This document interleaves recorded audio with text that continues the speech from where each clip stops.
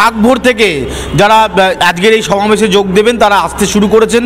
আমার সাথে এই মুহূর্তে রয়েছেন মালদা থেকে এসছেন।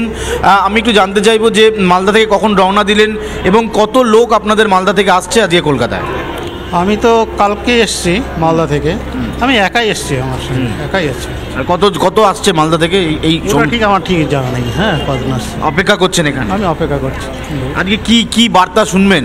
মানে আমি অ্যাকচুয়ালি এসছি গীতা পাঠটা শোনার জন্য এসছি, গীতা পাঠটা শোনার জন্য এসছি।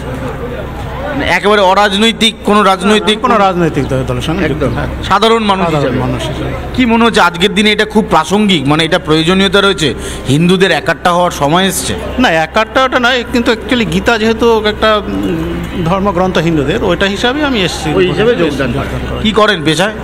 আমি স্কুল টিচার।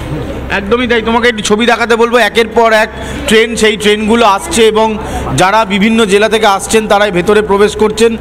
এবং আপনারা কি ব্রিগেডে যাচ্ছেন? আপনারা কি ব্রিগেডে যাবেন? কি কখন বেরিয়েছেন? কত লোক আসছে? কোন জেলা থেকে আসছে? আমি হাবড়া থেকে এসেছি, 6:30 হাবড়া লোকালটা ধরেছি। আচ্ছা, এই শুধু কি এই অনুষ্ঠানটার জন্য? হ্যাঁ। কি কি কারণে আজকে এখানে আসা, মানে কি উদ্দেশ্যটা? উদ্দেশ্য আমরা বাঙালির উদ্দেশ্যে, সনাতনী ধর্মদের উদ্দেশ্যে যে গীতা পাঠ হচ্ছে সেই উদ্দেশ্যে আমাদের আসা। কি মনে হচ্ছে যে এখন সত্যি একাট্টা হওয়ার সময় এসেছে হিন্দুদের? একদমই হিন্দুদের এটাই আর কি মানে মূল লক্ষ্য যে আমরা আজকে সব এক হব।